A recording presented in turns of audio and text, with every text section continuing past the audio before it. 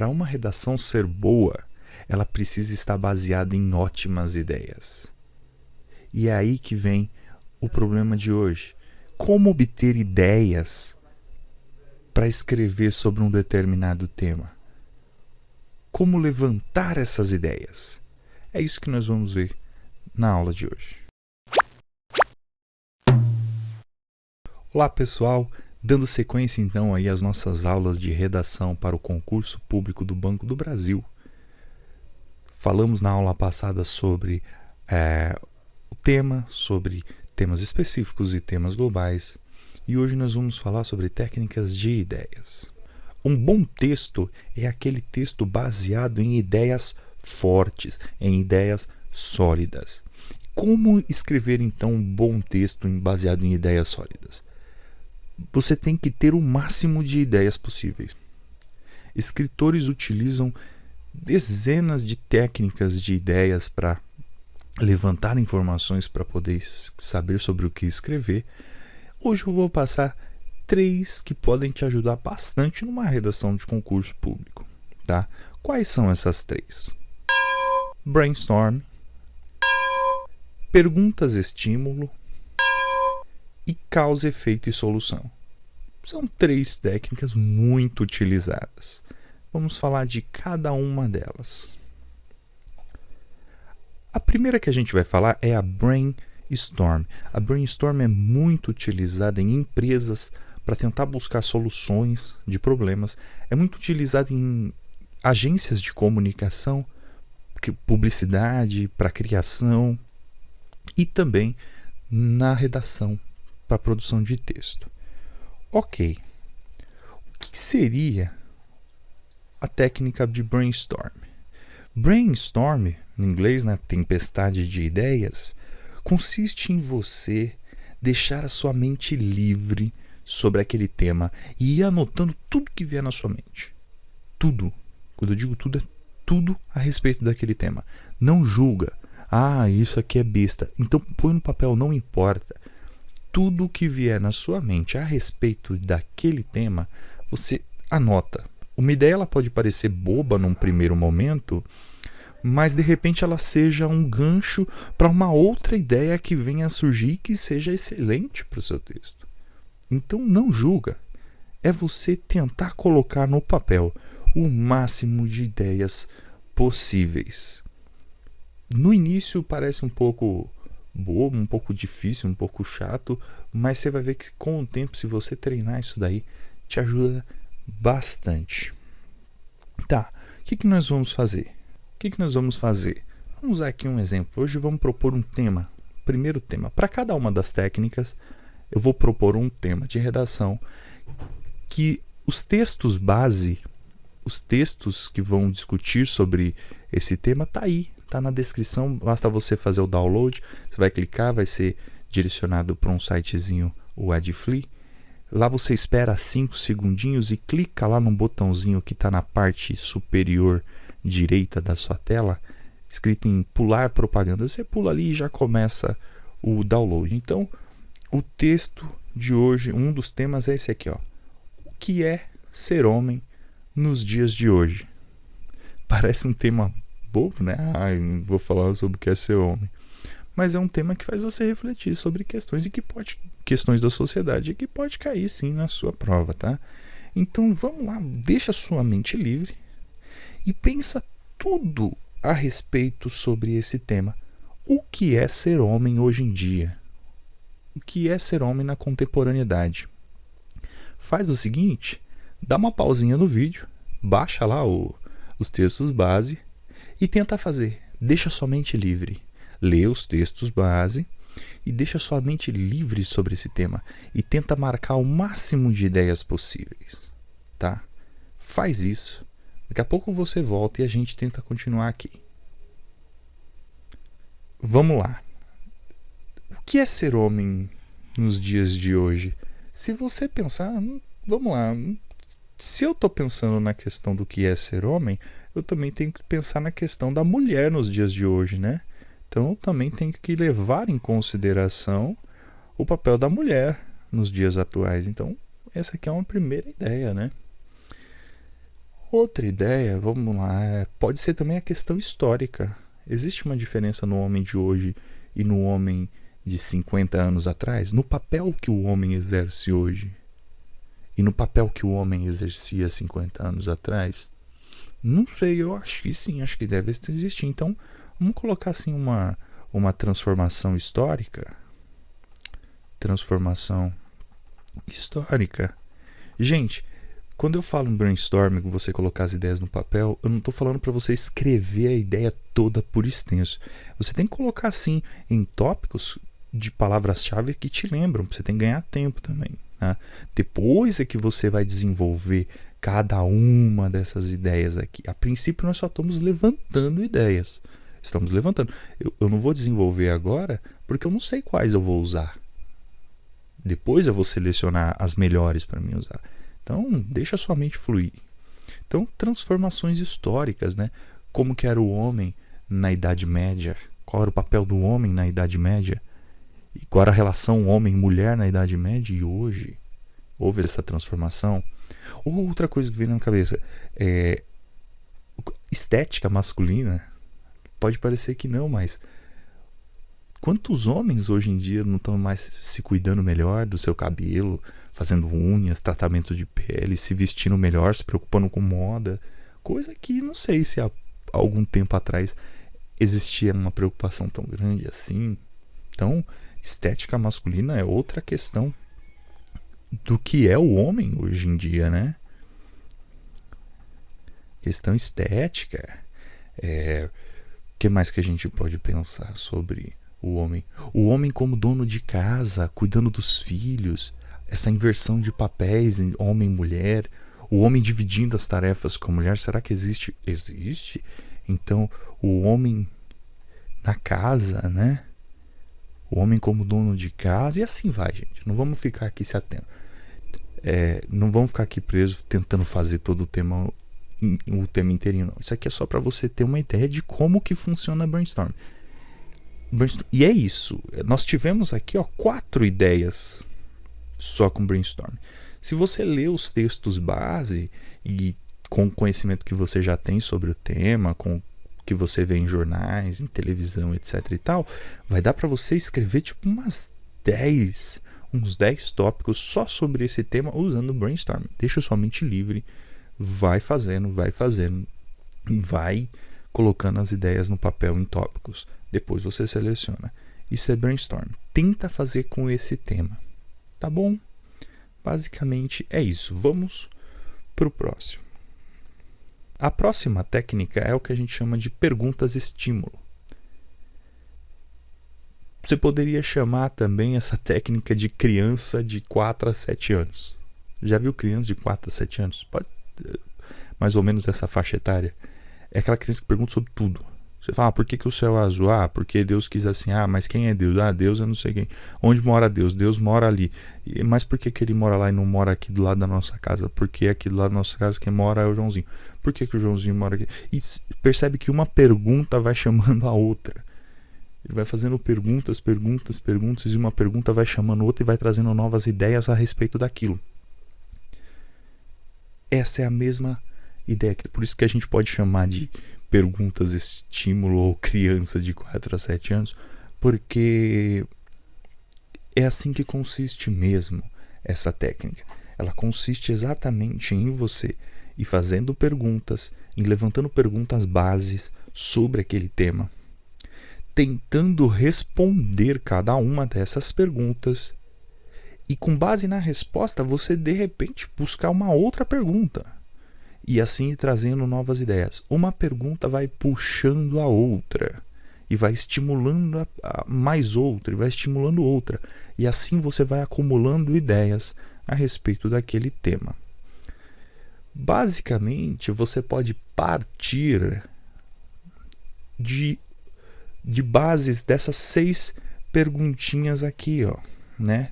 Onde, quando, quem, o que, como e por quê. Você pode partir das 6 ou você pode escolher 2 e elaborar uma pergunta com 2 dessas bases aqui.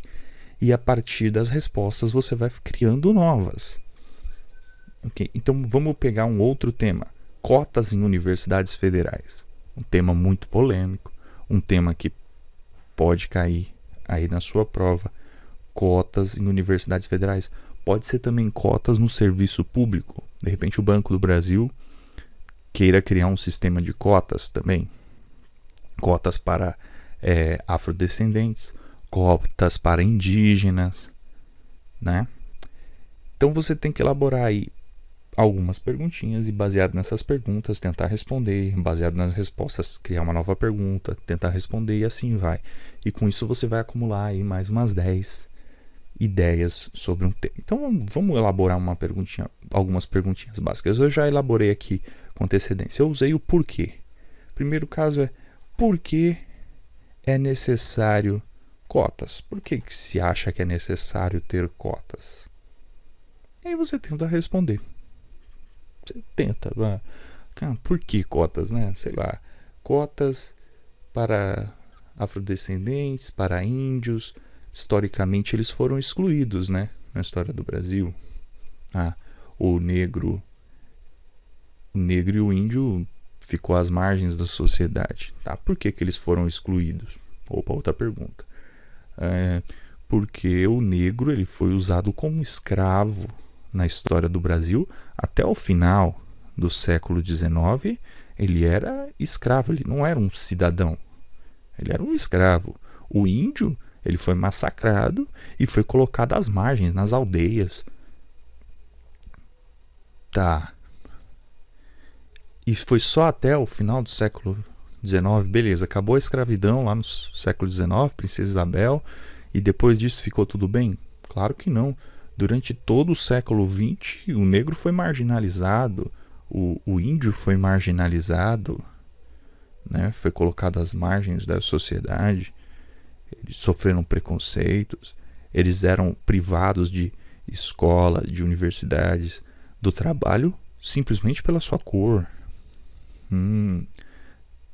Tá. Então, e assim você vai. E assim você vai levantando perguntas, vai fazendo perguntas e vai tentando responder. Ó, outra lá. Aqui eu usei o porquê. Aqui você pode usar o como. Como seria o sistema? Desculpa, um errinho de digitação aí. Como seria o sistema de cotas?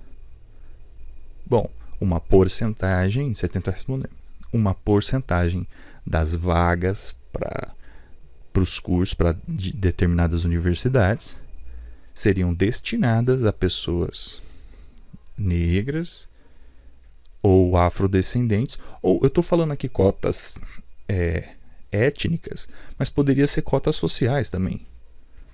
Ao invés de falar, não, negros, brancos, não, vamos falar então de cotas sociais, pessoas de baixa renda.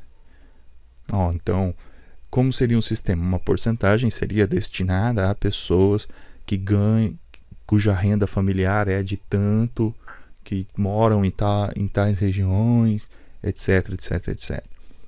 Então, é assim que funciona. Você tenta explicar como é que é o sistema, né? Como é que é o sistema. E aí tenta puxar outra pergunta. Mas só de escola pública, escola particular? Não, só de escola pública. Mas e se eu tenho um bolsista em escola particular? Isso pode acontecer. Ele estudou em escola particular, mas ele não pagou, ele foi bolsista.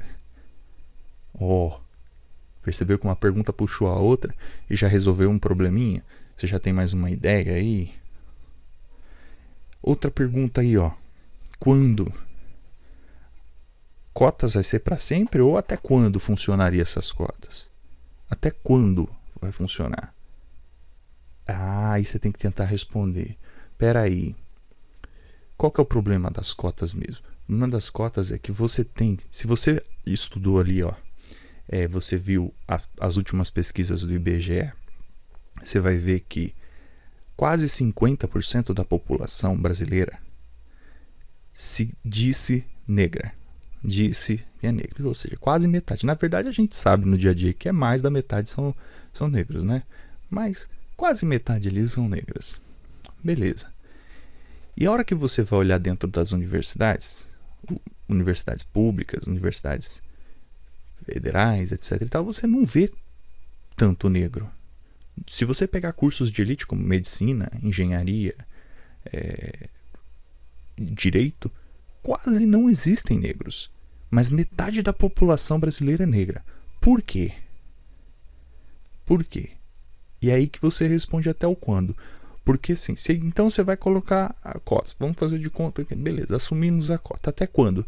Até que as porcentagens de negros e brancos e outras etnias correspondentes à sociedade sejam equiparadas dentro das universidades. Então, se você tem 50% de negros na sociedade, você também tem que ter 50% de negros dentro das universidades, dentro dos cursos, porque aí fica mais coerente com o perfil da sociedade. Você está dando meio que igualdade. E assim você vai estimulando perguntas e perguntas e perguntas. Se você tem uma opinião contrária, você pode levantar argumentos também que são contrários. Então, por que seria necessário as cotas? Na verdade, aí você não é necessário. Você poderia, se você é contrário. Não é necessário cotas. Necessário é melhorar a escola base, porque aí o pessoal negro, afro, o pessoal indígena, o pessoal mais pobre teria uma educação, precisa ter uma educação de qualidade. Então, cotas não resolve o problema.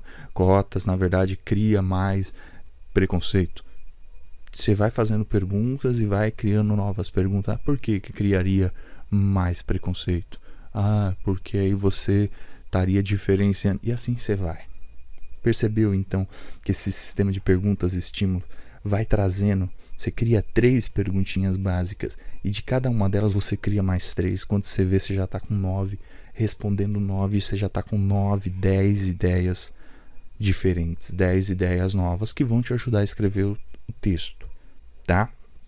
Então, é uma técnica muito legal que ajuda você a refletir, a criticar sobre um determinado tema. Nós estamos usando aqui cotas, mas você pode usar em qualquer outro tema, tá? Nós estamos usando um tema para cada um dos sistemas aqui, mas você pode usar para todos.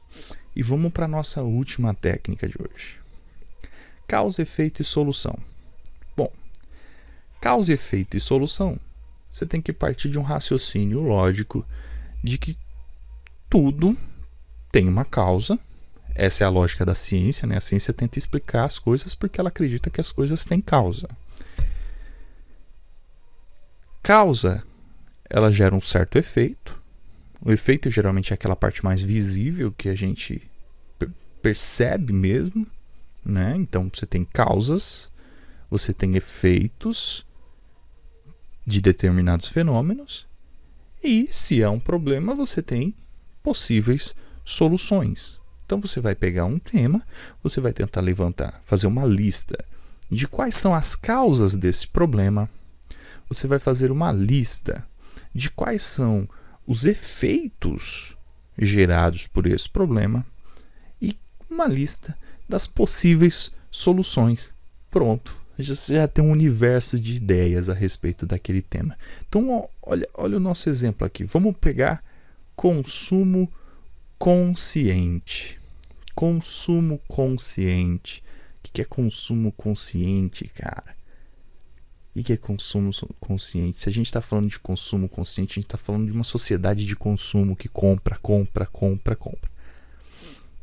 O texto base também está aí na descrição do vídeo. Clica lá, faz download, lê o texto, tenta fazer a redação, tenta acompanhar a gente. Pausa o vídeo, tenta aplicar o conceito aqui, a técnica. Você tem que treinar bastante. Você vai ver que depois que você treinar, o negócio vai ficar muito mais fácil, né? Então, está falando de uma sociedade que compra. E que ela precisa mudar, né? Precisa ser consciente dessas compras. Então, quais seriam as causas possíveis aí de um consumismo exagerado? Existe um consumismo exagerado. E o que você quer? Você quer que crie uma sociedade que consuma consciente. Quais são as causas? Eu levantei algumas aqui, você tem que levantar mais. Eu levantei algumas aqui rapidinho. Então, o aumento da renda. Você percebe que nos últimos 12 anos aí, a população brasileira aumentou a renda, né? Você fala de uma nova classe média. Então, se você tem um aumento de renda, você tem mais poder de compra. Então, as pessoas acabam comprando mais. Você tem também a publicidade que vive ali te estimulando a comprar, a ter um padrão de vida, a ter status, a você comprar esse produto aqui que é melhor do que aquele, esse tênis que é melhor do que aquele, e etc, etc.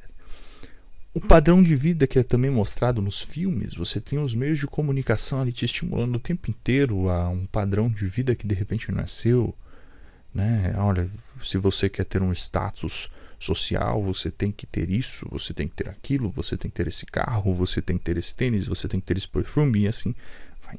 Então eu levantei essas possíveis causas. Tem mais? Tem mais. Se você tentar buscar mais causas aí para esse consumismo exagerado. Fizemos então uma pequena listinha de 3 ideias. Opa, já são 3 ideias que ajudam a gente a compor um texto, hein? Quais seriam então os efeitos desse consumo exagerado? O efeito são pessoas que compram sem nem pensar na necessidade. Qual é a necessidade de eu comprar? Lembra que eu estou falando de agora um consumo consciente, hein? Eu quero que a pessoa seja consciente disso. Bom, por que comprar isso? Qual a necessidade? Existe uma questão de necessidade e vontade, diferença entre necessidade e vontade. Necessidade é aquilo que é necessário e essencial para a sua vida. Vontade é aquilo que você compra por desejo, que se não tivesse aquilo você viveria, continuaria vivendo. Então tem um consumo exagerado sem nem mesmo refletir se aquilo é necessário. Outra coisa é não buscar a procedência dos produtos e serviços que se compram. Você não sabe se aquela empresa que está te vendendo um produto, ela é responsável. Ela paga bem direitinho os seus funcionários, ela cuida do meio ambiente, ela tem uma responsabilidade social. Então, quando você ser um consumidor, para você ser um consumidor consciente, você tem que, saber quem que é a procedência. Então, o efeito disso daí também são pessoas que compram tão rápido, um consumismo exagerado, pessoas que compram tão rápido, tão por estímulo e tão por instinto, que nem se preocupa com questões que vão além, né? É um outro efeito. Outro efeito, problemas ambientais, né? O consumo exagerado, você está consumindo matéria-prima do planeta, porque cada produto é feito a partir de matérias-primas. Então você está extraindo matéria-prima da natureza o tempo inteiro. Isso gera um problema, né? São outros efeitos. E quais seriam soluções? Eu propus aqui também 3 soluções. Campanhas de conscientização na televisão, no rádio, nos meios de comunicação como um todo, nos órgãos públicos, nas escolas, aulas nas escolas, os professores. Isso poderia ser uma matéria ou um tópico de matéria dentro da sociedade, dentro da escola, criticando essa sociedade de consumo, de refletir a nossa necessidade, as nossas compras, né? O cidadão buscar se informar sobre aquela empresa, se ela é consciente, se ela trata os funcionários, de qual a procedência desses materiais, se ela não explora a mão de obra, e assim vai. Percebe que para cada um dos tópicos eu criei 3, você pode criar mais, o texto base está aí na descrição do vídeo. E para cada um dos tópicos, se eu ligar um ao outro, eu acabo escrevendo parágrafos. Olha aqui, se eu pegar a relação entre aumento só sobre causas, eu teria 3 parágrafos. Eu vou escrever um parágrafo sobre o aumento da renda do cidadão, um outro sobre o estímulo que a publicidade faz e gera o consumo exagerado, e um outro sobre o padrão de vida mostrado nos meios de comunicação que faz com que as pessoas queiram comprar cada vez mais. São 3 parágrafos, já são quase metade da minha redação de 30 linhas. Se eu for usar efeitos e se eu for usar soluções, eu também acabo tendo mais e mais parágrafos. Percebeu então a importância? Tenta treinar, pega esse tema, pega outros temas e tenta aplicar. Gente, resumo da ópera. Nós vimos hoje, então, três técnicas principais de ideias. Uma delas é a brainstorm, colocar no papel ideias que vieram à sua mente sem julgá-las, e depois você vai fazer um julgamento, uma ligação, uma associação e uma seleção. Perguntas estímulo, gera ali 3, 4, 5 perguntinhas sobre um determinado tema, tenta responder e a partir da resposta gera outra pergunta, gera outra e vai captando ideias. E o último, causa, efeito e solução. Listinha de causas, listinha de efeitos, listinhas de solução sobre um determinado tema. E baseado nisso você já tem ali muitas ideias. Tudo bem? A aula hoje eu acho que foi um pouquinho longa, mas é porque o tema da aula de hoje realmente é necessário que a gente fique aqui discutindo e tentando. Tudo bem? Galera, se vocês gostaram da aula de hoje e quiserem acompanhar e ver as próximas aulas que nós vamos postar aqui, procura aí no YouTube um linkzinho chamado inscrever-se, clica nele, você vai acompanhar as nossas próximas postagens. Se gostou do vídeo, gostou da aula, dá um joinha nessa aula aí. Se tiver alguma dúvida, coloca aí no comentário, escreve aí um comentário, a gente tenta responder o mais rápido possível. E se você quiser ver mais materiais, fazer downloads de outras videoaulas, de outros parceiros, as listas de exercício e ver outros vídeos, materiais, e-books, entra lá no nosso site www.agoraprendo.com. Gente, é isso. Na próxima aula a gente vai ver então a elaboração de uma tese, a importância de elaborar uma tese para fazer uma redação de qualidade e coerente. Um forte abraço.